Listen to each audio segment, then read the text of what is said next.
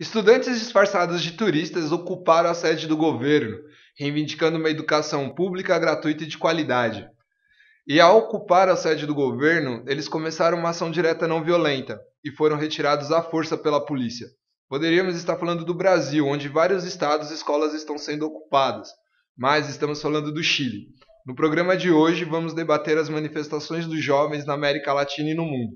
Fica com a gente!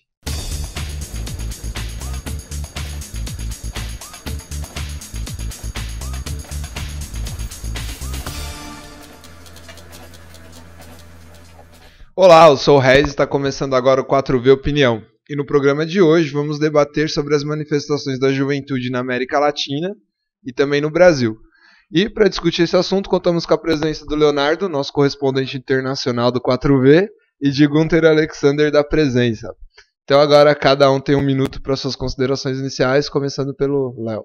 Olá, boa tarde a todos. Então, comentando um pouco das ocupações nas escolas, né? Teve essas ocupações nas escolas do Ceará, nas escolas do Paraguai. No Rio Grande do Sul teve um movimento crescente forte também. E desses movimentos que eu pude acompanhar, me alegrou o fato de muitos deles estarem associados às greves dos professores. E eu, como filho de professor, isso me alegra muito. O pessoal está mais unido, está adicionando a causa dos professores à causa dos estudantes. Isso me alegra muito e me dá muita esperança. E creio que daqui para frente vamos colher bons frutos dessa união. É isso aí. Então, Gunther, um minuto. Bom dia, boa tarde, boa noite, dependendo da hora, né? Não, acho que é legal traçar alguns paralelos, né? Que por mais que os motivos são diferentes das ocupações do Chile, das ocupações do Paraguai, do Rio Grande do Sul, do Ceará, as diferentes ocupações até hoje viraram um símbolo não só da juventude, como de uma forma de resistência não violenta, que inclusive o pessoal do Ministério da Cultura, vários artistas, produtores culturais utilizaram para fazer voltar o Ministério da Cultura, por exemplo. Então é legal, acho que dar uma volta nesses paralelos, perguntar bastante pro Leonardo aqui, que acabou de voltar teve passando no Peru, no Paraguai, pode comentar um pouco lá a experiência lá também. Então acho que é isso aí. Então agora a gente vai colocar um videozinho de um minuto, é um vídeo que a gente estreou da internet sobre as manifestações lá no Chile.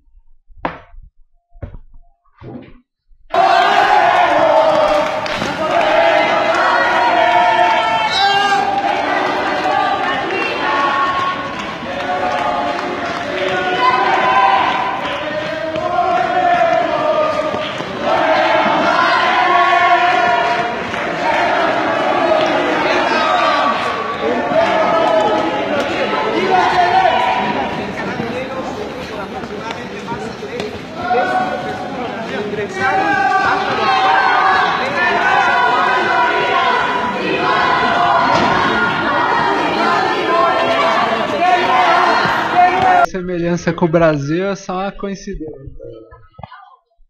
Aí foi um vídeo, né, de uma manifestação que eles fizeram quando eles, disfarçados de turistas, ocuparam a sede do governo lá no Chile. E aí, dentro da sede do governo, eles fizeram uma ação direta não violenta, começaram a cantar palavras de ordem, foram retirados à força aí pela polícia, vários estudantes apanharam. E já aproveitando esse gancho, qual a análise a gente pode fazer dessas ocupações que estão acontecendo, não só no Brasil, como também em praticamente o mundo todo, tal, que tá... Tem só um detalhe também aí, acho que foi a primeira vez que eles invadiram o Palácio de la Moneda, que é o palácio presidencial, né? Eles ocuparam e tal durante umas horas, disfarçado de turista. Mas tem um lance também que eu acho que chocou muito as pessoas do Chile, que foi o fato de que os policiais soltaram os cachorros e teve 2 meninas que foram mordidas, né? Ficaram assim bem machucadas pelos cachorros da polícia. Então isso foi um negócio foi mais brutal, ou foi um uso de força desproporcional, sendo que era uma manifestação pacífica, que lutava pela educação, né? Porque lá a Bachelet prometeu que ia, enfim, ter uma educação gratuita efetiva para todos e isso ainda não está acontecendo, que nem foi anunciado, que até a gente anunciou, né, quando saiu. E até agora isso está acontecendo por uma proporção muito pequena de estudantes. Sobre essa ocupação no Palácio de la Moneda, achei absurda, né? Uma violência desnecessária.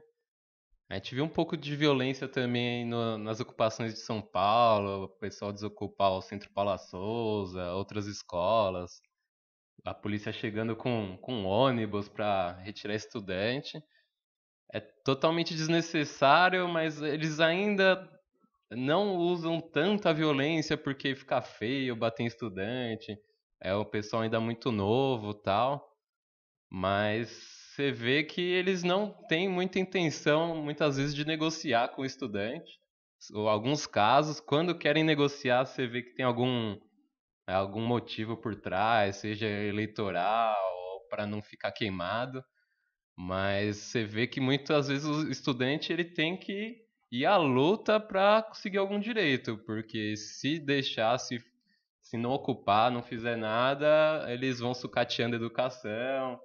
Isso aí reflete tanto no Chile, São Paulo, Ceará, Rio Grande do Sul e no próprio Paraguai, né, que eu estive lá um pouco, algumas horas, mas deu para conversar com uma estudante secundarista de lá, a Joana. Ela contou um pouquinho como é que foi as ocupações de lá. Falou que foi um processo que já começou do ano passado. Chegaram até fazendo umas entrevistas lá. Sim, a gente entrevistou essa menina, ela é de uma das 3 organizações de estudantes mais famosas que se envolveram nas ocupações. Foram cerca de 130... Joana. Seria Joana com H. Johanna, assim. E ela comentou, foram quase 8 dias de ocupação lá no Paraguai. Teve mais de 130, foi cerca de 130 escolas ao longo do Paraguai todo, mais 200 escolas não foram ocupadas, mas se mobilizaram também a favor, tal.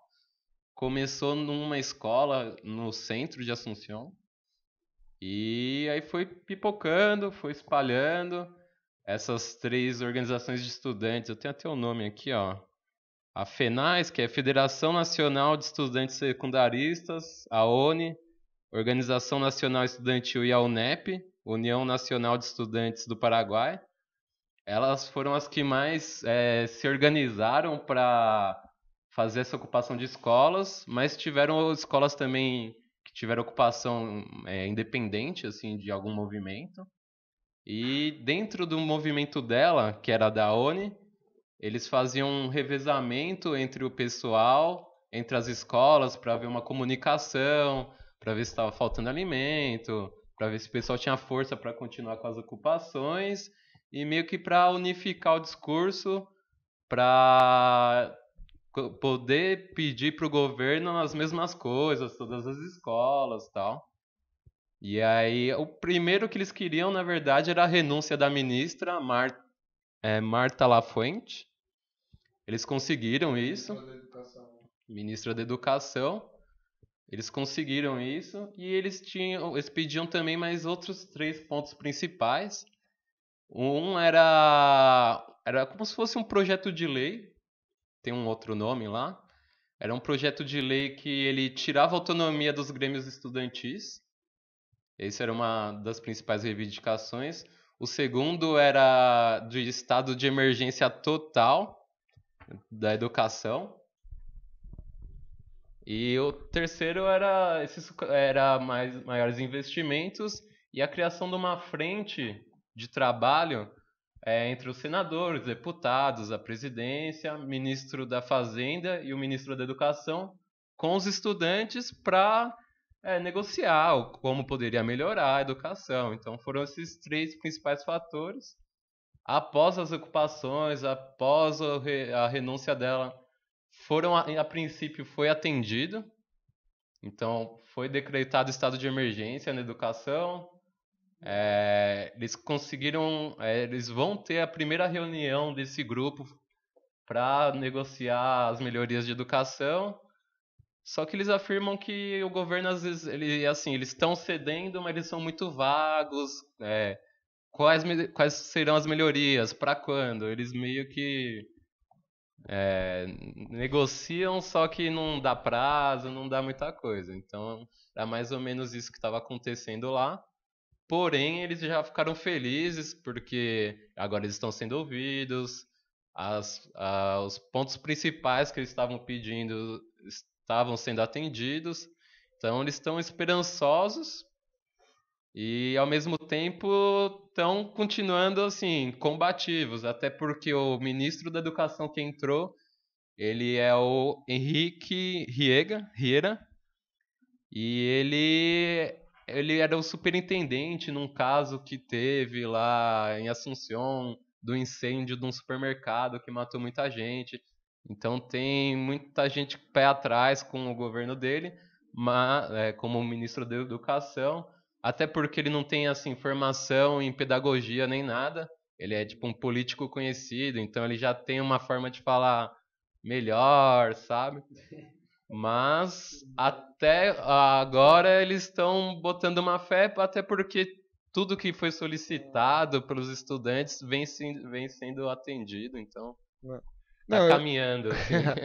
não, eu vejo assim, fazendo uma análise da conjuntura atual, até do mundo, da América Latina, a gente vê que tudo tá em crise, né? Esse sistema político que a gente vive hoje, né? Essa casta política que está no poder, sistema financeiro, tá tudo em crise. Mas não crise no sentido mal da palavra, mas no sentido de que a crise ela traz mudanças, né? Traz uma nova forma de se pensar, uma nova forma de ver o mundo. E essas manifestações que estão rolando aí da juventude, desde do ponto de vista de transformação, é muito interessante fazer essa análise.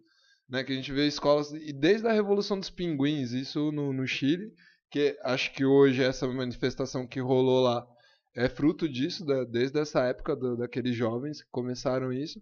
As manifestações que vêm desde 2011, 2012, 2013, 14, 15, agora a gente já está em 16, ainda tem mais manifestações da juventude na Espanha, nos Estados Unidos.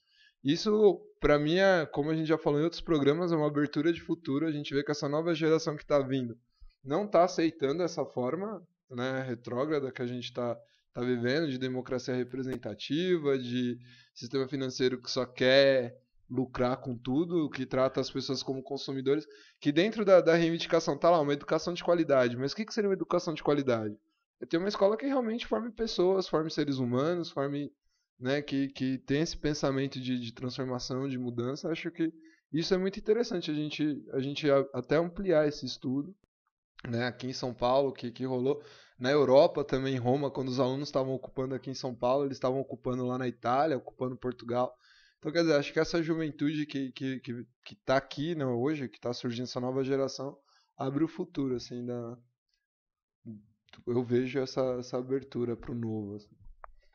Acho que uma primeira análise das ocupações interessante é que a maioria das ocupações em todos os lados, de uma certa forma, estão saindo vitoriosas, como você comentou no Paraguai, né?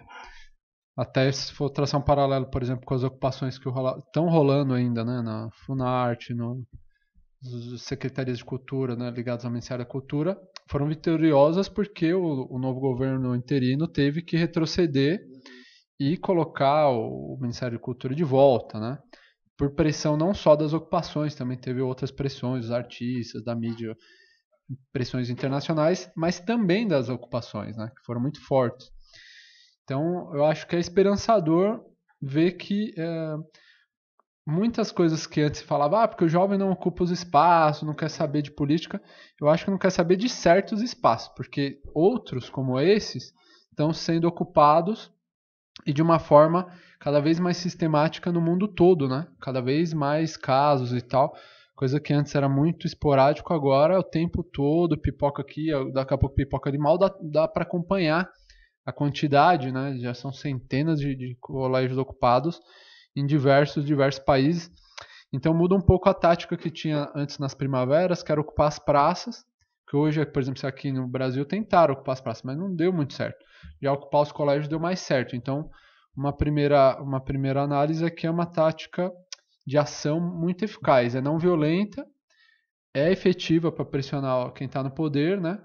E não é que de repente o novo ministro lá é bonzinho, mas ele está sendo obrigado a ceder pela pressão, que é uma pressão muito forte. Então isso é interessante.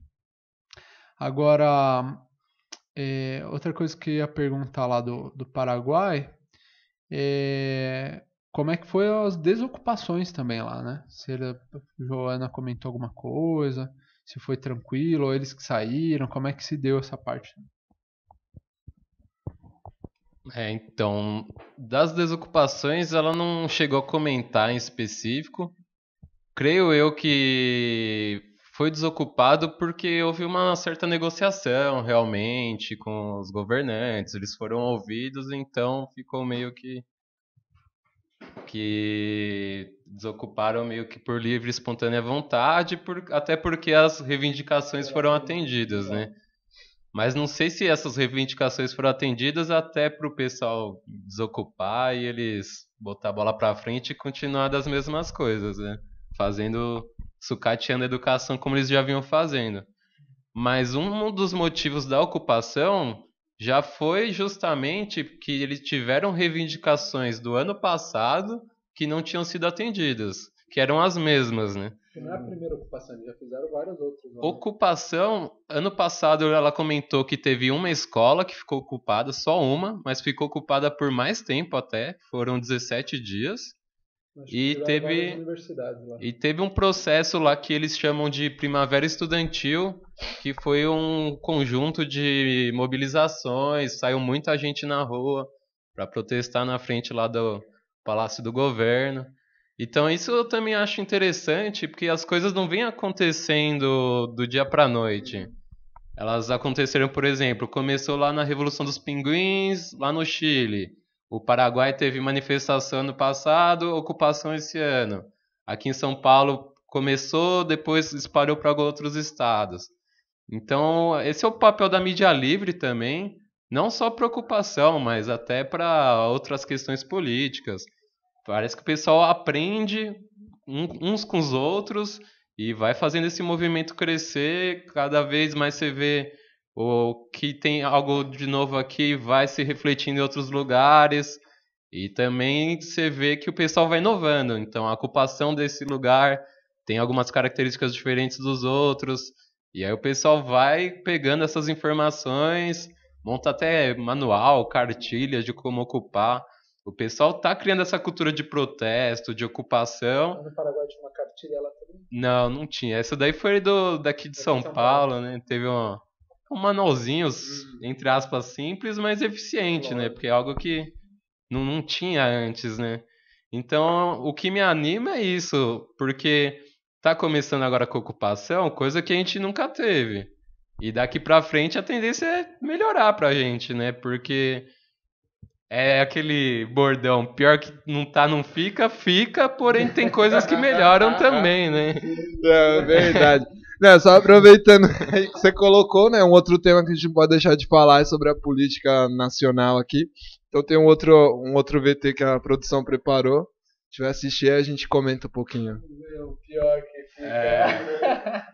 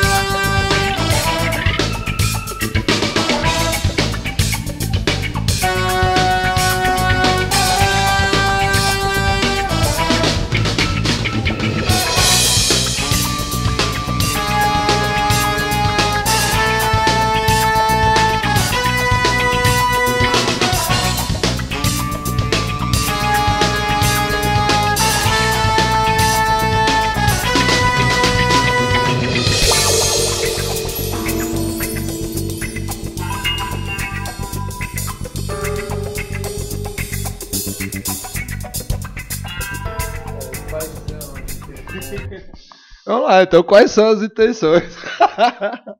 Começando, vamos. Como diria, né? Primeiramente, fora Temer, né? Tá difícil, né? Essa situação. Você faz um comparativo, como é 2 pesos, 2 medidas, né? Teve áudio vazado do Lula falando com a Dilma lá, falando coisas ao ar e coisas mais concretas nesses áudios e não tem o mesmo peso, né? Pra você ver como às vezes até as forças de segurança têm vontade própria, têm ideologia própria, o STF, todo o Congresso tem tendências, existem provas para certo lado que tem mais valor do que outro, e tá tendo essa repressão ideológica por um lado, essas investigações. Por um lado, não é muito investigado, pro outro é mais investigado. Mas, meio sem ter o que falar sobre isso, porque fica meio difícil até, né?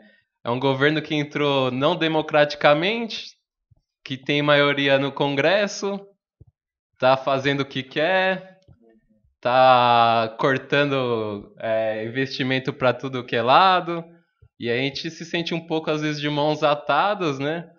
Porque as forças que em teoria representavam, sei lá, um governo de esquerda foram retiradas e o povo não sabe muito como agir nessa situação. Eu acho que tem um achismo, né? Mas acho que faz parte de um plano. Até esses áudios que vão vazando depois, de derrubar 2, 3 ministros, eu acho que tudo isso já está planejado. Assim como já estava planejado derrubarem o Cunha. Né? O Cunha já sabia que ia cumprir esse papel, né? Vários analistas já falavam sobre isso, de derrubar a Dilma e depois cair na sequência. Então eu acho que faz parte de um plano para dar algum aspecto de moralidade. Agora o que chama atenção é que esses novos movimentos de juventude de direita, patrocinado pelo estrangeiro, né? Tem várias denúncias, principalmente da agência pública nesse sentido. Eles fizeram até um encontro lá no Rio de Janeiro. Estava assistindo ontem, comentando alguns detalhes aí dessa coisa de se você quer descobrir esses movimentos, basta seguir os caminhos do financiamento desse movimento. De onde veio o dinheiro, né? De Revoltados Online, Brasil... Que nem é Brasil Livre, deveria se chamar Brasil Libertário, porque de livre muito pouco, né? Livre do quê, né? Livre, enfim... De todos esses movimentos, Vem Pra Rua e outros, existe aí uma questão que chama atenção, que é o fato que agora que tem um monte de denúncias de corrupção no governo provisório, eles estão meio cheios de dedos e tal, em vez de ficar... Porque antes apontava, né, não era um dedo, era os 10 dedos. Né? Só tinha uma projeção. Ah, tá roubando, vamos lá pra rua. Qualquer mera suspeita já estava sentenciado por esses movimentos. E agora você não vê essa mesma força aguerrida. E o que é mais chamativo não é o fato dos dirigentes desses movimentos atuarem assim, porque isso a gente até esperava. Mas o que chama atenção é que muitos da base, principalmente da juventude, né, porque são movimentos de jovens e tal, desses movimentos, estão começando a se voltar contra a cúpula desses movimentos e falar, pô, mas espera aí, alguma coisa está errada aqui, né? Ainda mais agora que já anunciaram que vão participar das eleições municipais, um dos coordenadores lá do Brasil Livre tem mais de 60 processos nas costas, então está saindo muita coisa agora, e várias dessas pessoas estão meio órfãos agora, porque... Pô, mas eu militava a favor desse Brasil Livre, tem aí os prints e tal, o pessoal andou publicando, até na página do próprio Brasil Livre, eu militava a favor desse Brasil Livre, da corrupção, mas esses caras eram contra o PT, não eram contra a corrupção, e no final agora continua a corrupção, eles já não são mais, né, não estão se movimentando mais, e eu tô achando que na verdade eles fizeram parte de um golpe. Então é muito curioso isso, como vários que estavam apoiando hoje estão ou indecisos ou estão inclusive se voltando contra o governo Temer com toda a força que nem estava antes, da base, não da cúpula. E o que eu acho que seria interessante para a galera de esquerda, em vez de ficar num discurso tipo de futebol, né, revanche, eu falei, é chamar essa galera para perto. Né, chamar as novas gerações, chamar a classe média e chamar esses desgarrados aí que agora estão meio frustrados. Pô, eu achei que sem a Dilma ia melhorar e tá pior.